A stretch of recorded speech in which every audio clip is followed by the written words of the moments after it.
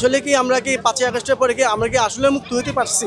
আমরা কি নিজেরা কি দাবি করতে পারি যে আমরা স্বৈরাচার মুক্ত হয়ে গেছি? কিছু বলতে গেলেই ইটা দিয়া পাথর দিয়া সেই জামাইটা ফালায়। গত বছর এই দিনে এখানে ছুটি আসছিলাম আনন্দ উল্লাস করার জন্য, যে স্বৈরাচার চলে গেছে। আজকে এসেছি আনন্দ উপভোগ করতে, শহীদদের প্রতি শ্রদ্ধা জানাতে। আসলে কি আমরা কি 5ই আগস্টের পরে কি আমরা কি আসলে মুক্ত হতে পারছি? আমরা কি নিজেরা কি দাবি করতে পারি যে আমরা স্বৈরাচার মুক্ত হয়ে গেছি? আমরা তো সেই জায়গায় যে জায়গায় ছিলাম সেই জায়গাতেই আছি। আপনার গিয়ে 5ই আগস্টের পরে যেভাবে চলতেছে, 5ই আগস্টের পরে আমরা ভাবছিলাম যে দেশটা অন্যরকম চলবে, দেশটা নতুনভাবে গড়বে, নতুন লুকে যাবে, কিন্তু তার কিছুই না। আমরা তার প্রতিফল কিছুই পাইনি গা। মানে আপনি গুটি কয়েক মানুষ ভালো আছে, আপনার গিয়া দেখেন আপনার ভালো মতো আপনি কথা বলে, হাসিনা যেরকম ছিল 16 বছরে কোনো কথা বলতে পারি নাই, এখন তো সে একই অবস্থা। আপনার কিছু বলতে গেলেই ইটা দিয়া পাথর দিয়া সেই জামাইটা ফালায়, কিছু কইলে হাতের রক পায়ের রক কেটে ফেলছে।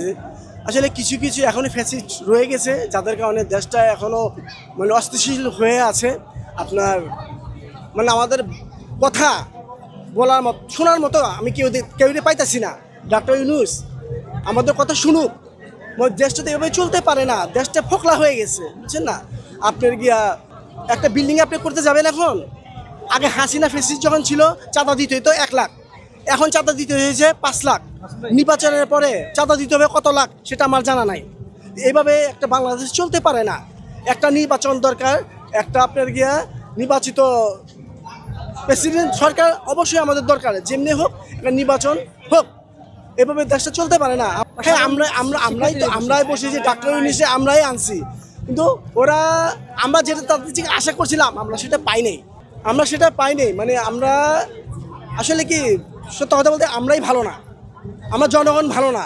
যদি আমরা জনগণ ভালো হয়ে যায়, দেশটা এমনিই ভালো হয়ে যাবে। ওদের দেশটা কি, ওরা দেশটা কীভাবে ঠিক করবে? আমাদের আগে ঠিক হইতে হইব। আমরা ভালো না, আমাদের এখনো মানুষ হইতে হইব। বাংলা একটা কথা আছে না, আবার তোরা মানুষ আমরা মানুষ হতে পারিনি এখনো। উনি তো নির্বাচিত সরকার না, উনার তো কোনো কিছু মানে কোনো কিছু রদবদল করতে পারে না। তাকে ডাকছে ঠেক কাম চালানোর জন্য। সে তো নির্বাচিত সরকার না, নির্বাচিত সরকার না হোক, দেখেন দেশটা কি হয়। মানে এভাবে চলতে পারে না দেশ। আরেকটা বিষয় আমি একটু যুক্ত করতে চাইবো, যেহেতু ফ্যাসিস্ট সরকার পলায়নের পর এখন অন্তর্বর্তীকালীন সরকারে রয়েছে, পরবর্তীতে অবশ্যই সুসংগঠিত একটি দল ক্ষমতায় আসবে। মানে তাদের প্রতি আপনার প্রত্যাশা কী থাকবে বা তাদের উপর আপনার উপদেশটা কী থাকবে? আমাদের আশা ভরসা তো শেষ নাই, আমাদের আশা অনেক, কিন্তু আশার প্রতিফল ঘুরতেছে না তো, আমরা সেভাবে পাচ্ছি না। আপনি দেখেন এখনো শেখ হাসিনা ইন্ডিয়াতে বৈশা দেশের দল চালাচ্ছে, আর আমাদের দেশে দেখে বউ চালাইতে পারি না। যেটা চিন্তা করেন যে ও কতটুক তার মাথার ভিতরে গিরিঙ্গি খেলে।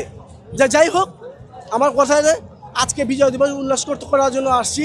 শহীদদের প্রতি আমার ভালোবাসা, ওদের প্রতি আমার প্রাণ ঢালা অভিনন্দন, আর ওদের মা বাবার প্রতি আমার সহানুভূতি, আর যাতে এভাবে কোনো মায়ের বুক খালি না হয়।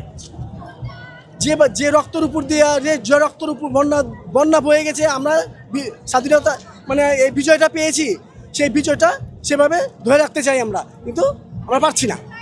স্বাধীনতা অর্জনের থেকে রক্ষা করাটা কঠিন হয়ে যায়। আর অনেক স্বাধীনতা অর্জন করার থেকে রক্ষা করা মানে অনেক কঠিন, যেটা নিয়ে ভাষা আমি বলতে পারবো না। আপনি কি মনে করেন আমি জানি না, আমাদের মানুষ হতে হবে।